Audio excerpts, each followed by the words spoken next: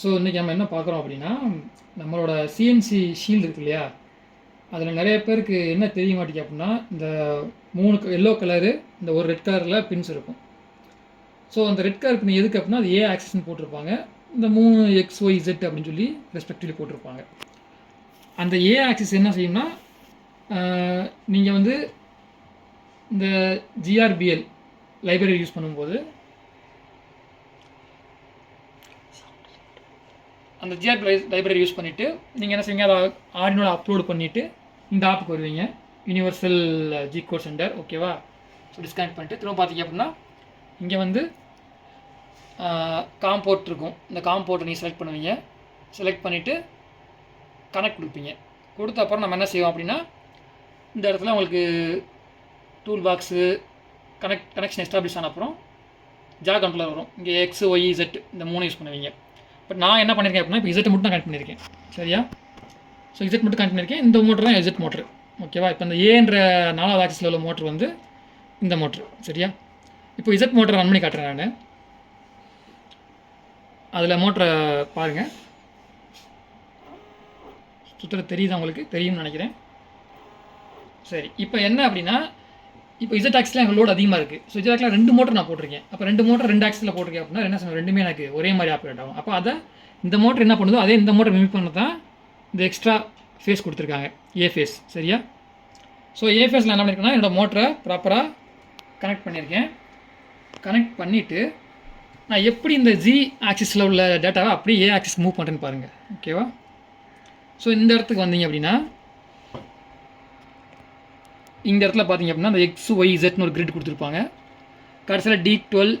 அப்புறம் அதுக்கும் கீழே நீங்கள் வாசித்து பார்த்தீங்க அப்படின்னா, உங்களோட டேட்டா ஷீட்டில் பார்த்தீங்க அப்படின்னா, அது ஏவோட ஸ்டெப் அப்படின்னு போட்டிருப்பாங்க. அதாவது ஃபஸ்ட்டு 4 லீட்ஸ் இருக்கு இல்லையா, அதுக்கடுத்து நெக்ஸ்ட் ஒரு காலம் ஆஃப் லீட்ஸ் இருக்குல்ல, அந்த காலம் ஆஃப் லீட்ஸ் எல்லாமே ஏவோட ஸ்டெப்.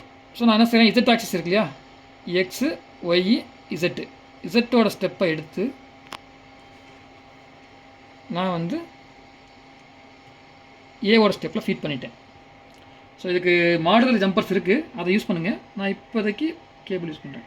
அதே மாதிரி இசட்டோட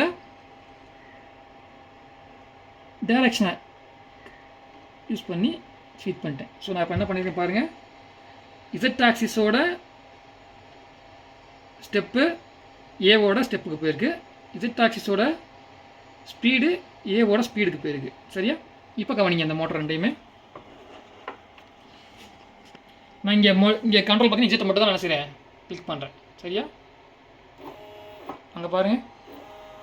ஸோ 2 மோட்டரும் ஒரே மாதிரி ஆப்ரேட் ஆகுதா? ஸோ மோட்டர் ஏ என்ன ஸ்பீடு என்ன பொசிஷனில் நிற்கிதோ அதே ஈக்குவலண்ட் ஆர்பிஎம் டிகிரி மோட்டர் 2வும் மோட்டர் ஏ ஃபேஸும் ஃபாலோ பண்ணும். இசட் ஃபேஸ் அப்படி என்ன செய்யுது, ஏ ஃபேஸு ஃபாலோ பண்ணுது. ஸோ நீங்கள் சிஎன்சி மிஷின் நிறைய ப்ராஜெக்ட்டில் பார்த்தீங்க அப்படின்னா 2 மோட்டர் ஒரே ஆக்சிஸ் கொடுத்துருப்பாங்க. அந்த 2 மோட்டரை சிங்க் பண்ணுறதுக்காக தான் அந்த 2வது மோட்டருக்கான ஃபாலோயிங் கண்ட்ரோலர் தான் இந்த ரெட் கலர் பாக்ஸ். ஓகேங்களா? ஸோ இது ஸ்பிண்டிலுக்கு யூஸ் பண்ணுறாங்களா அப்படின்னா, ஸ்பிண்டிலில் ஸ்டெப்பர் மோட்டர் வந்து தனியாக யூஸ் பண்ணலாம். அதுக்கு D12 வந்து என்ன செய்யணும், இந்த கனெக்ஷனை தனியாக எடுத்து அடுத்த செக்மெண்ட்டில் கொடுக்கணும். D12 D13 போட்டிருப்பாங்க, அது இண்டிவிஜுவலாக வரும். அதுக்கு நீங்கள் வந்து ஆர்டினோ கோட் யூஸ் பண்ணலாம். பட் இந்த யூனிவர்சல் ஜி கோட் சென்டரில் வந்து அது ஆப்ரேட் ஆகாது. சரிங்களா? இதை ரிவர்ஸ் பண்ணணும் அப்படின்னா இந்த 2 பின்னி அப்படியே ரிவர்ஸ் பண்ணிங்கன்னா மோட்டர் 2மே ரிவர்ஸில் ஆப்ரேட் ஆகும். சரி, தேங்க்யூ.